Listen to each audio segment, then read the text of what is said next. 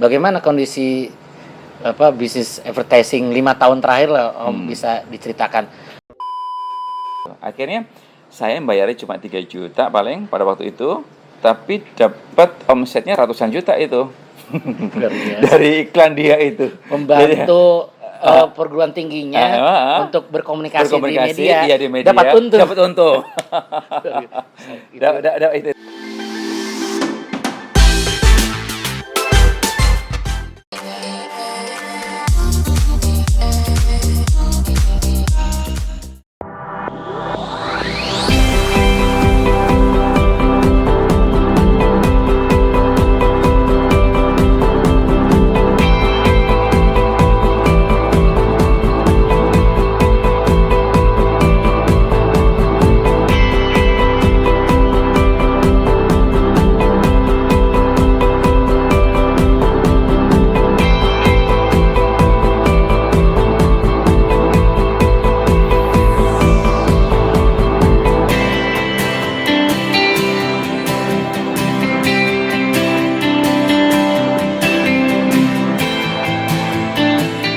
Baik lagi, setelah dulu startup ya, kita di zaman sekarang nyebutnya startup, perusahaan-perusahaan baru itu. Lanjut berarti udah mulai besar di tahun intinya ya kayak tadi. Jadi S2 tuh udah mulai bagus. Udah mulai bagus. Nah, ketika S2 pun, nah itu makanya kembali lagi. Saya mencoba memanfaatkan apapun kesempatan yang ada saya optimalkan. Contoh ya, tadi begitu saya kenal artis, saya coba bagaimana memanfaatkannya, dikapitalisasi. Saya menawarkan jualan artis dalam arti positif itu, kalau misalnya restoran, sampai cover buku tulis gitu. Kemudian ketika saya kuliah S2 pun, saya kuliahnya cuma murah banget dulu, paling punya 3 juta. Nah, kebetulan IPBI pada waktu itu ada lagi rame-ramenya, lagi gencar-gencarnya iklan di koran, waktu itu Kompas. Nah, saya langsung tawarin, gimana kalau iklan melalui saya? Oke. Berapa dapat diskonnya misalkan? Kata waktu itu masuk iklan Kompas nggak gampang. Oke, dia katanya dikasih IPB itu ya? Ya, IPBI ya, tempat ya waktu S2. Ya, S2. Kemudian ketika sampai situ apa yang terjadi? Kemudian saya kasih diskon lebih banyak deh. Akhirnya saya bayarnya cuma 3 juta paling pada waktu itu, tapi dapat omsetnya ratusan juta itu. Dari iklan dia itu. Membantu perguruan tingginya untuk berkomunikasi di media. Dapat untung. Itu yang misalkan. Itu saya harus kita praktekkan kayak gitu. Sama ketika saya ngambil yang tadi S2-nya yang dalam bahasa Inggris tadi itu yang San Beda tadi, Filipina tadi itu ada salah satu itu banyak pengusaha dan sebagainya, saya tawarkan diri juga. Nah, saya tuh di pertama kali saya dapat klien untuk membuat iklan TV di situ. Di situ. Pertama itu. Kampus itu berarti. Di kampus itu akhirnya ada klien saya membuat iklan televisi. Dulu spek. Spek. Itu pertama kali saya produksi. Itu ownernya atau apa sih? Bukan, dia salah satu manajernya, saya dikenalkan. Kemudian kami itu salah satu iklan spek pertama juga atau? Iya. Pertama spek waktu itu ya. Tayang di televisi RCTI ya. Dulu Rocky Putirai dulu modelnya. Di awal-awal itu mulai. Jadi di mana selalu ada kesempatan sebenarnya. Tinggal kita memanfaatkan dalam kutip positif atau tidak. Ini kau menggali lebih detail nih ngomong Rocky Putirai pun itu manajemen kita juga berarti semuanya. Yang bayar Rocky-nya kita. Semua. Itu udah syutingnya kita semua. Ya karena nggak semua penonton kita itu ngerti marketing sama periklan Om. Jadi ketika satu project buat iklan berarti semua harus kita tangani semua. Betul. Dari mulai dari apa? Dari konsepnya, ceritanya seperti apa, kemudian produksinya seperti apa, produksi TV-nya seperti apa, kemudian diedit, kemudian ditayangkan sampai penayangannya pun kami. Berapa lama itu kontrak sampai penayangan itu berapa? Sebulan? Agak lama sih, mungkin 3-4 bulan ada. Mantap banget. Iya. Udah kebayang lah itu omsetnya berapa. Kalau dulu produksi ribet nggak sih Om daripada sekarang? Zaman dulu ya? Dulu masih agak ribet, sekarang lebih gampang produksi itu, lebih enak, udah canggih-canggih sekarang itu. Kameranya masih kamera analog kan, udah ribet lah dulu. Nggak semua bisa produksi itu. Iya. Sekarang lebih gampang. Nah, masuk ke itu luar biasa, berarti udah S3, udah perusahaannya. Udah S3 perusahaan 1 atau udah 3? Sampai S3 selesai baru setelah itu baru tambah. Oke. Jadi sampai S3 masih belum. Jadi selesai S3 baru satu lagi buat perusahaan lagi, 2 lagi. Mantap.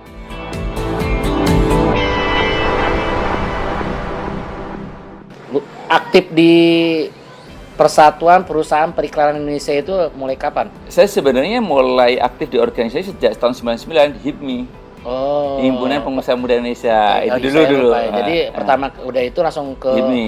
himpunan profesional di HIPMI berarti asosiasi profesional di HIPMI. HIPMI dulu itu aktif di sana. Ketika saya masuk di sana pun saya mencoba membuat yayasan pendidikan HIPMI Jaya. Oh. Mencetak, karena saya waktu udah mulai ngajar di Telkom, jadi mencetak pengusaha-pengusaha muda yang profesional dan beretika. Itu pertama kali punya Ada yayasan, Yayasan itu. itu? Yayasan pendidikan HIPMI Pertama Jaya. kali itu? Saya mendirikan pada waktu Yang zaman mendirikan? Pak Lutfi. Zamannya Oke. masuk Yang pertama kali mendirikan yayasan ini Iya. Tim bareng saya. tim. Saya dari saya ngajak Iya. tim, saya nggak tahu membuat itu. Ya. HIPMI Jaya berarti Jakarta ya? Jakarta. Iya, iya. Itu kemudian tahun 2000 mulai kuliah S3 saya nggak sempat lagi, nggak aktif lagi. Oke. Nah, saya mulai aktif lagi tahun 2007 mulai jadi pengurusan di ini Persatuan Perusahaan Periklanan itu tahun 2002. Oh, 2002. 2002. Emang adanya dari kapan P3 itu? Oh, P3 udah lama banget. Oh, tapi baru aktif 2002. Saya baru aktif ya. Oke. Itu waktu udah aktif, udah anggota tapi belum aktif. Oh, oke. Jadi jadi aktif jadi pengurus tahun 2002. Pengurus Jakarta atau langsung pusat? Langsung pusat. Langsung Waktu dapat itu- biro A apa? Waktu itu Kepala- adalah lebih ada mengurusin hukum, perundangan. Advokasi. Oh, dari 2002 Dari berarti. 2002. Ketemu saya masih Iya, bagian itu juga. ngomongin Iya, superlatif di situ. Etika, Iya. etika. Iya. Iya. Tahun 2002 sampai tahun 2013 saya selalu jadi hukum. Hukum terus. Kumdang istilahnya. Iya, iya, Hukum iya. dan undang-undang. Nggak tahu kalau sekarang dari kepengurusan sekarang nanti ya kita bahas nanti. Ah.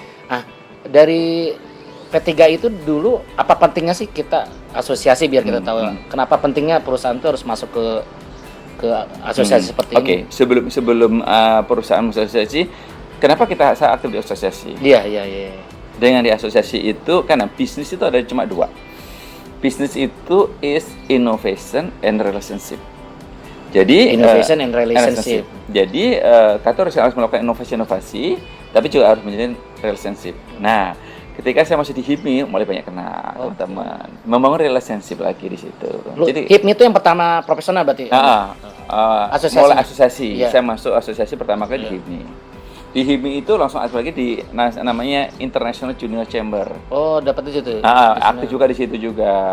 Jadi banyak aktif lah di asosiasi seperti itu pada waktu itu. Nah, kemudian kenapa perusahaan mesti masuk di asosiasi? Karena apa? Di asosiasi itu contoh P3I ya. Banyak aturan-aturan yang dia mengatur tentang perusahaan periklanan atau tentang iklan, terutama bagaimana cara membuat iklan yang baik, itu ada semua kan, hampir semua kayak Badan POM membuat aturan juga, kemudian dari KPI juga membuat peraturan juga. Nah, kalau kita masuk di asosiasi, itu akan didukung, kita didengerin omongan kita. Kalau ada aturan yang nggak tepat, kita sampaikan, itu mereka akan mendengarkan. Jadi jalurnya memang jalurnya melalui asosiasi. Jadi kita sangat bermanfaat banget kalau kita masuk di asosiasi. Itu Kelemahannya perusahaan yang nggak masuk asosiasi ini apa? sebenarnya Ada nggak sih perusahaan besar yang nggak masuk asosiasi? ada. Oh, ada juga. Ada juga. Nggak Kan semua bukan masuk kewajiban anggota. kan dia. Nggak kewajiban. Tapi Nggak semua. saya lihat dari dulu perusahaan besar ada semua di situ Hampir perwakilannya. perusahaan besar masuk di P3I. Oh, tapi ada aja yang enggak ya? Ada 1-2 yang enggak ada. Ya, tapi nggak banyak ya? Biasanya kalau bicara masalah legal aspek, masalah apa, di sini di asosiasi P3I kan ada namanya training, Ya. ada seperti itu. Itu free ya, Nah, semuanya. kita lebih tahu aja Oh, iya. seperti itu. Jadi kalau ada perkembangan lebih update-nya lebih gampang gitu. Oh iya, karena zaman dulu nggak secepat informasi secepat sekarang Iya. kan gitu. Dulu Iya. paling saya pikir Yahoo Group juga aktif di Yahoo Group mungkin P3 gitu. Iya. Ya kalau P3I semua naungin semua. Naungin semua, ya. Nah, itu apakah itu digital advertising, kemudian di situ ada creative advertising, kemudian di situ juga ada media advertising, macam-macam semua masuk di dalam lingkup itu.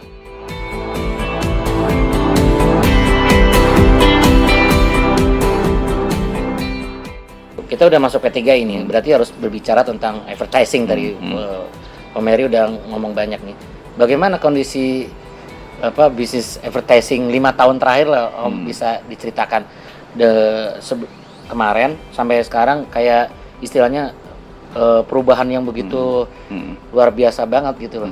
Oke. Bisa Satu, kalau bicara masalah advertising, kalau bicara masalah ini dulu ya, dari mulai anggaran anggarannya. advertising expenditure-nya Ya, itu oke. senantiasa meningkat terus Oh, ya. tetap Tetap meningkat. meningkat terus. Happy-nya di situ ya. Happy-nya di situ ya. Ya, itu sampai tahun 2000, bahkan tahun 2000 pun waktu ada pandemi pun walaupun nggak turun, nggak ini, nggak 2020. drastis. 2020 sorry, 2020 itu ya nggak nganu. Nah, itu dari sisi anggaran. Kita belum bicara tentang porsinya, ini baru anggaran nih. Baru anggaran dulu ya. Nah, kemudian dari sisi medianya sekarang, media iklannya seperti apa? Kalau tiga tahun yang lalu itu selalu nomor satu yang anggaran paling besar itu masuk di televisi. Televisi. Nomor 3 tahun yang lalu ya? Nomor 2 adalah surat kabar. Oke. Kemudian nomor 3 biasanya out of home, itu ada media luar dia ya, kayak billboard dan sebagainya, radio. Terus kemudian media digital tuh masih nomor 5-an ya. Oh, digital belum terlalu ini 3 tahun. Tapi 3 tahun terakhir itu nomor 2 itu bukan tapi Koran. udah digital. Koran ke nomor Bahkan nomor 3 atau 4 antara itu. Saya pasti belum tahu, tapi di bawah digital pasti. Jadi pertama tetap masih televisi, nomor 2 sekarang udah digital. televisi masih tetap Nomor 1. Karena kos memang mahal memang. Iya, Bayar masih digital itu sekarang tuh berkembang pesat sekali sekarang. Dari perubahan porsi tadi Itu mempengaruhi jenis iklan juga, jenis biru iklan juga. Karena kalau Mary bilang tadi kan adaptasi yang harus diinovasi iya. gitu. Nah, artinya biru iklan pun juga berubah. Biru iklan yang bergerak di bidang digital pun sekarang muara semua. Nah, sekarang kalau kita membuat kampanye iklan tanpa melibatkan digital, itu udah ketinggalan pasti gitu loh. Karena begitu cepatnya gitu loh. Cepat sekali. Sekarang di situ ada influencer segala yang lagi rame juga. Sekarang pemeran iklan pun juga berubah banget. Sekarang lagi rame-rame kan influencer juga banyak itu. Nanti kita dulu kan lagi artis dan sebagainya. Sekarang udah selebgram. Kita punya influencer. itulah rame banget.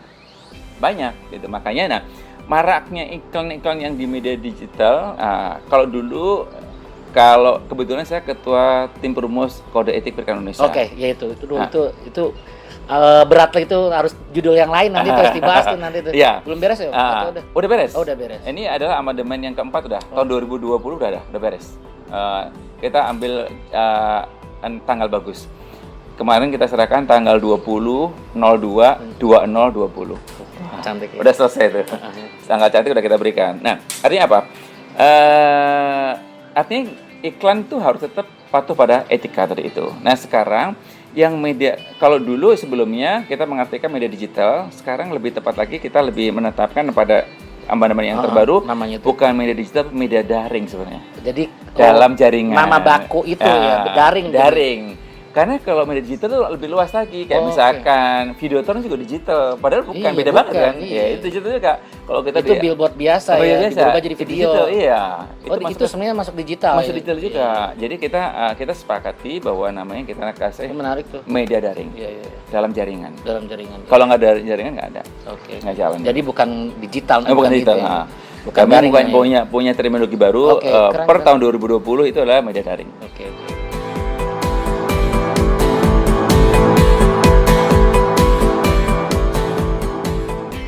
Nah, kalau lihat dari seperti itu, ada hukum alam nggak sih Om, ketika perusahaan periklanan tuh nggak beradaptasi, akhirnya dia tewas begitu aja? Udah banyak korban nggak sih? Ya, banyak.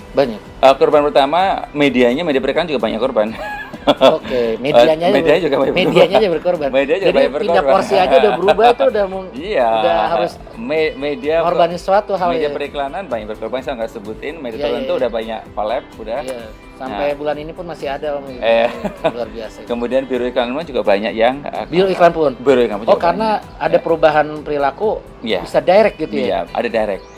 Sekarang banyak beberapa pengiklan yang langsung direct kepada medianya. Itu juga ada juga. Walaupun memang sebenarnya tapi hak mereka ya, tapi tidak etis saja sih. Sebenarnya hak mereka. Boleh di publish nggak sih sekarang ada berapa sih total yang anggota masuk P3I? Angka persisnya lupa, kalau nggak salah sekitar 460-an. Kalau 3 tahun yang lalu berapa? Masih sih, kalau jumlah anggotanya masih sama. Masih sama.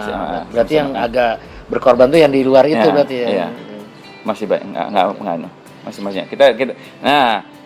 Kita udah ada kesepakatan juga kemarin itu, karena sekarang lagi zaman susah, iuran anggota pun sekarang dikasih ini dulu deh gitu. Jadi dispensasi berarti ya. Itu salah satu bertahan dulu. Ya. Kita sekarang eranya bertahan. Kalau lihat konsep kayak gini, saya dulu kalau sebelum ketemu di sini saya berpikir apakah kampus yang menawarkan jurusan periklanan itu udah harusnya nggak usah jualan lagi, karena saya pikir karena iklan tuh udah benar-benar beda banget kayak dulu. Maksudnya ke yang tadi daring itu, terus orang yang nggak kuliah pun udah cepet, yang YouTuber aja udah bisa bikin sendiri. Bisa jadi buka iklan sendiri. Iya, udah nggak perlu kayak bikin perusahaan periklanan sendiri. Menurut Om Heri, apakah pemikiran saya itu benar atau salah? Yang nggak usah bikin jurusan periklanan lah berarti. Ya, agak berbeda. Nah, kalau kita bicara masalah jurusan periklanan kan di situ ada teori-teorinya, sistematika berpikirnya berbeda. Karena kan dulu mahasiswa magang ya udah di media, terus kalau nggak di agensi periklanan gitu. Betul. Ya, betul sih memang, dan mereka harus menyesuaikan. Makanya oleh karena itu dari sisi universitas pun juga harus menyesuaikan kurikulumnya sekarang. Mereka yang harus menyesuaikan. Kalau enggak akan ketinggalan juga. Jadi mereka ada namanya Dewan Perguruan Periklanan Indonesia. Perguruan tinggi itu yang masuk itu. Nah, itu kita beberapa kali pertemuan supaya nanti kurikulumnya berubah. Kita bahkan mengadakan P3I juga sebagai pelopor juga sama Dewan Periklanan Indonesia itu pelopor menyusun kurikulum periklanan.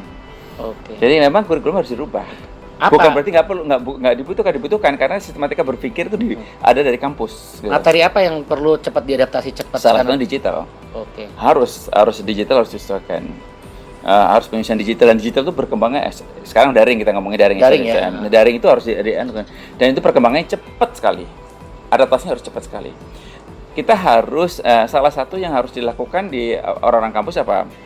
Harus melakukan adaptasi mindset dulu. Itu harus dilakukan dengan cara seperti itu, dengan disrupsi ini harus mereka paling nggak ada sekarang itu terjadi paling nggak ada 4 disrupsi sebenarnya. Disrupsi pertama apa? Sekarang ada disrupsi apa? Sekarang teknologi. Teknologi sekarang 4.0, bukan 4.0 lagi, 5.0 juga sekarang itu harus ada perubahan. Kemudian disrupsi yang kedua apa? Disrupsi tentang kompetensi teknologi. Untuk teknologi kalau 4.0 itu kan kalau dulu yang besar mengalahkan yang kecil. Sekarang yang cepat mengalahkan yang lambat. Posisinya yang cepat, bukan besar kecil lagi. Tapi yang cepat mengalahkan yang lambat itu. Nah, bahkan di beberapa negara kayak Eropa, kayak Jepang bukan 4.0 tapi 5.0. Udah mulai. Apa 5.0 bedanya? Kalau 5.0 yang cepat mengalahkan yang lambat, tapi juga ada nilainya. Nilai itu nilai budaya, nilai kebangsaan itu dimasukkan di dalam 5.0. Nah, itu disrupsi kompetensi. Yang ketiga disrupsi apa? Milenial sekarang. Sekarang itu menghadapi, saya kan juga ngajar, itu mahasiswa milenial itu beda banget dengan jadi harus kita, kalau misalkan kadang-kadang kita ngajar, mereka pun juga cek di Google, cross check gitu loh. Kalau kita yang diomongin itu nggak bener kan, protes kan langsung gitu. Itu luar biasa sekarang. Tapi bagus, dengan begitu kan lebih ini lagi. Jadi menghadapi milenial tuh yang salah satu ciri milenial tuh always connected kan, selalu harus kemana-mana harus. Udah masuk ke ini teori Maslow yang paling dasar gitu. Kalau dulu kan basic need tuh makanan ini, kalau sekarang udah wifi. Jadi itu beda banget, jadi kita harus menyesuaikan. Nah, disrupsi yang keempat apa sekarang? Disrupsi pandemi. Pandemi itu juga luar biasa sekarang, itu benar-benar mengaruh. Itu ciptaan Tuhan. Ciptaan Tuhan yang luar biasa. Meskipun ngomong ada yang bicara konspirasi apapun itu tetap ciptaan Tuhan. Apapun yang terjadi itu kita harus hadapi.